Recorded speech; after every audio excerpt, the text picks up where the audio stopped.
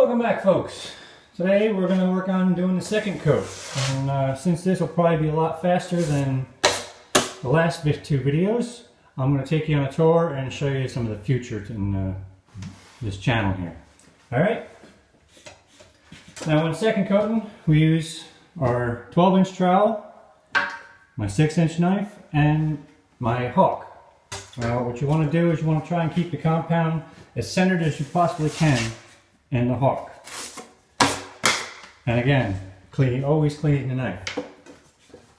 Alright, now if you see, as you're holding the trowel, what you can do is you take your middle finger and you put it right on the edge of the handle here. And that gives you a little bit more support. So when you're going to put the compound on the trowel, you just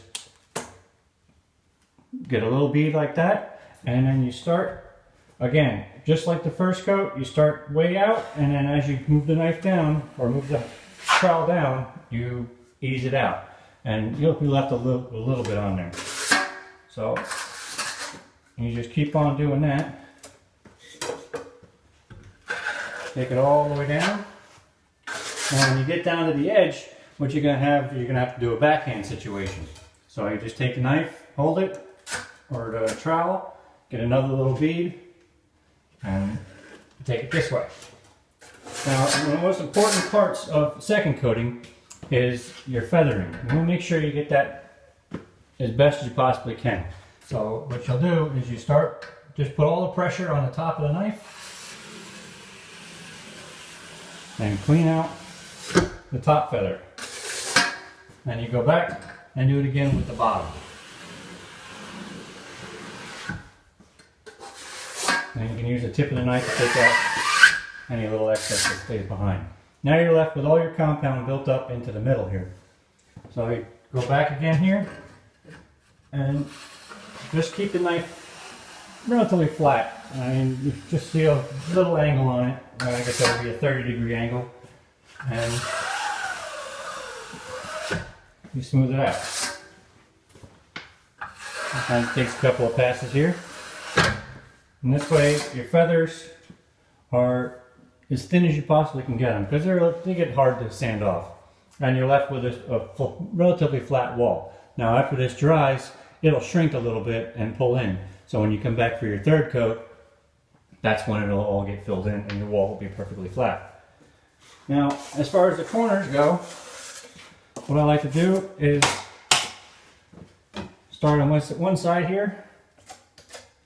Put a little bit of compound on the knife. As you can see, the compound will stay on the knife for a little while before it falls off. So you don't have to worry too much about the compound falling off. Alright, so you get a little bit of compound, and again, ease it out as you go. Now this has a seam right next to it, so I'm going to try and fill both of them at the same time.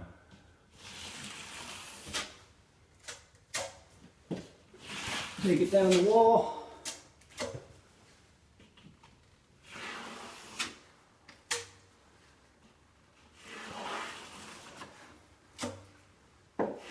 Alright, we got that one done. Now, since I worked from that side to this side, I want to work my way back the other direction. This way I'm not taking past down the wall and I'm not doing anything. And it's also easier to work from left to right.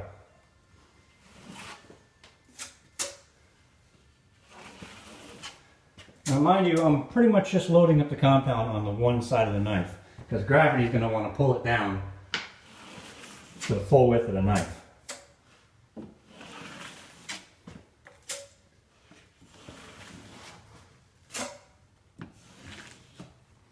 Alright, now I worked my way down to this side. Now what I'm going to do is I'm going to clean my feathers again.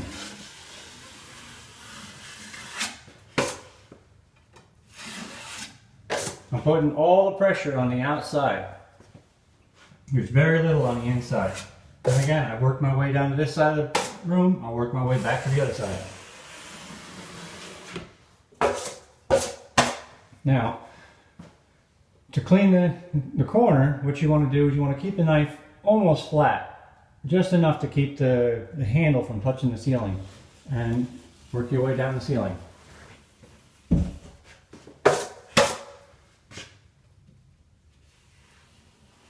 That gives you a nice, smooth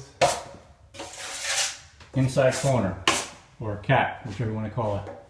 Now that I'm down here, now I'm going to go back down the other side, but what's going to happen is the knife is going to ride in the ceiling, and so it's going to make a little bead down the ceiling.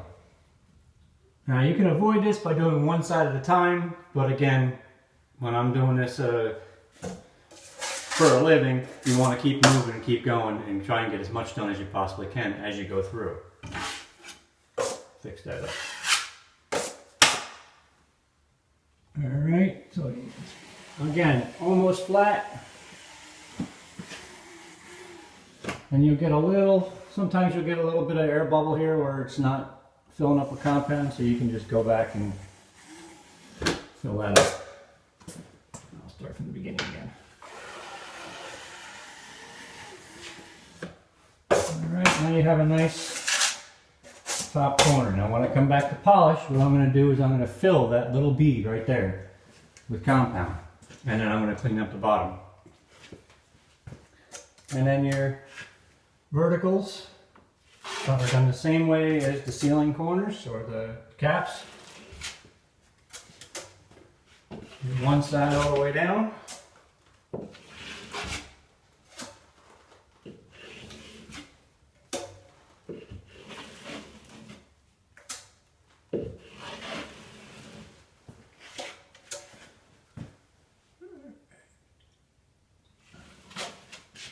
Now crossing over the other wet compound is just something you're going to have to practice with. A lot of it's not putting the pressure on the outside of the knife so you don't get a crease or anything, you know, scrape away into the other compound. If I have enough material here.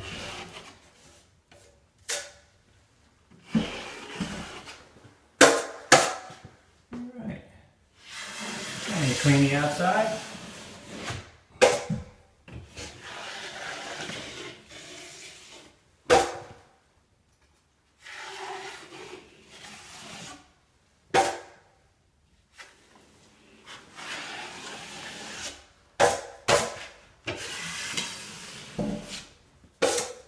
And when I get to the seam, I usually just put all the pressure on the outside and sweep it out. This way I'm not crossing over top.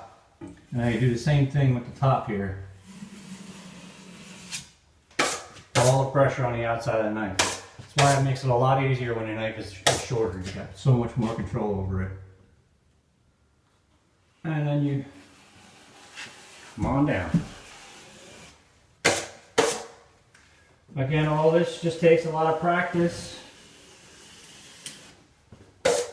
patience to get your muscles to work with the mud rather than against it. Now when I do this, the screws, what I'll do is I go do them all in dots on the second coat. This way, you see this one's a stripe here. What I want to do is I want to see that dot. So that'll make another mark and make the compound a little bit darker on the sheetrock. This way I always know where I've left off and where I have to start back up again.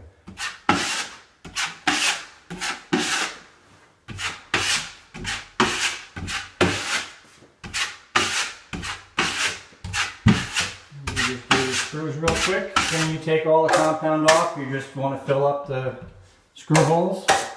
And there you have it. There is second coating.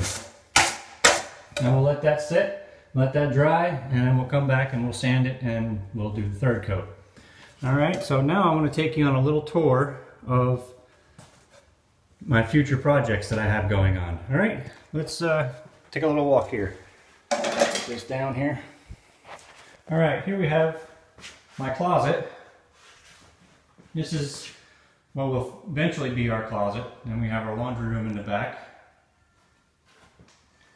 And there's the shower faucets and everything. And here's a couple of my biggest fans.